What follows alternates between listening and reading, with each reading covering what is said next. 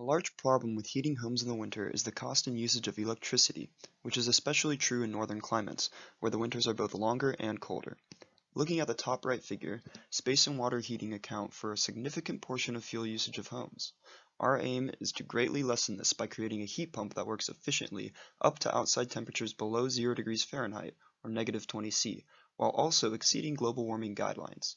Using propane, R290, in a heat pump allows for us to increase the efficiency at which we produce heat for the home, thus producing more heat output than input, such as surpassing a furnace in efficiency. This heating can then be used for either air or water. Another reason propane has so much potential is due to its very low global warming potential compared to other refrigerants. Therefore, if something disastrous such as a leak were to occur, it would have less of an impact on our environment. Going forward, there are several open challenges which we need to address. One of these challenges is keeping up to speed with market data. There are two European competitors which we are aware of, which are producing R290 pumps designed to operate with similar COPs and heating capacities as our heat pump. And it will be important to keep an eye on these to ensure that our heat pump can outperform their product when we bring it to market.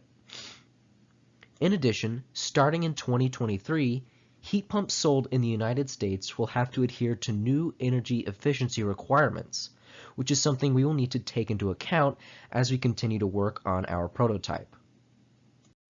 Another open challenge is in the development of the field prototype model.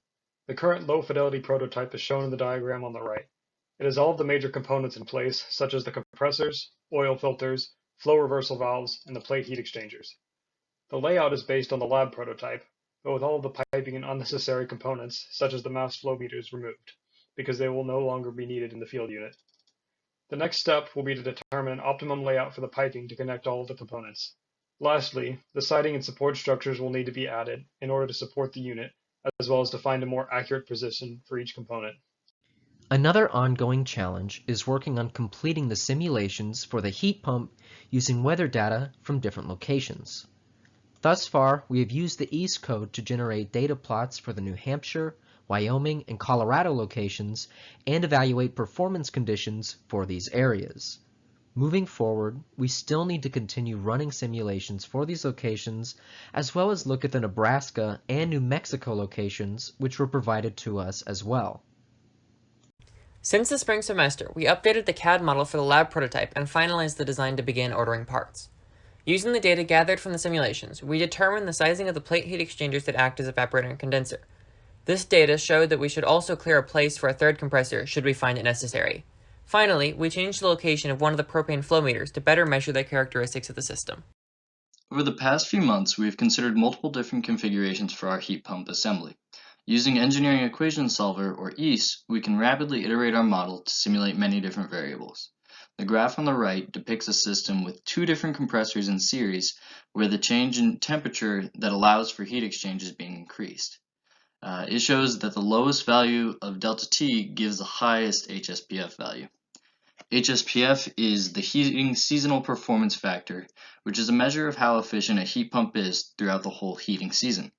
HSPF2 is similar but gives higher values for pumps that are best in cold climates.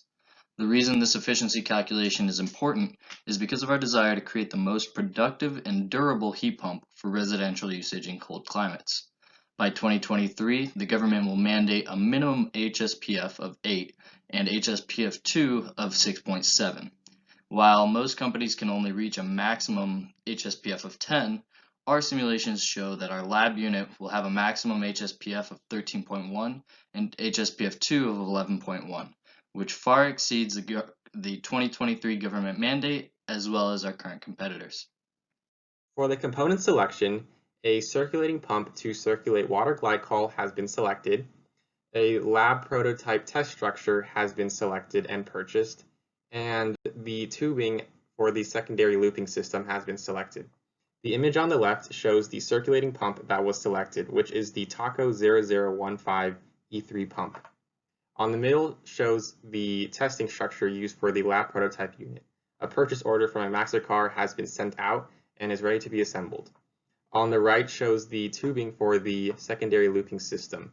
Polypropylene has been the material that was chosen for this tubing to best meet our applications.